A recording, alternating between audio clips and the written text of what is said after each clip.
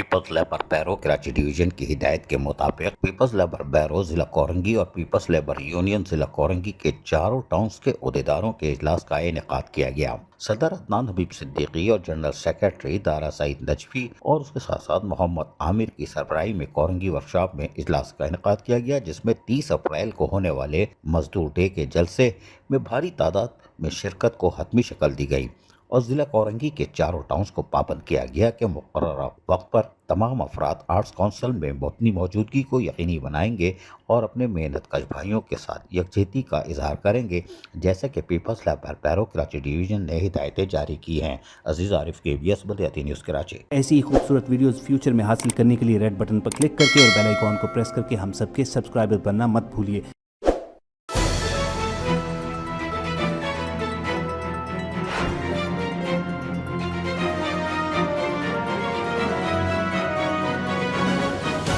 KBS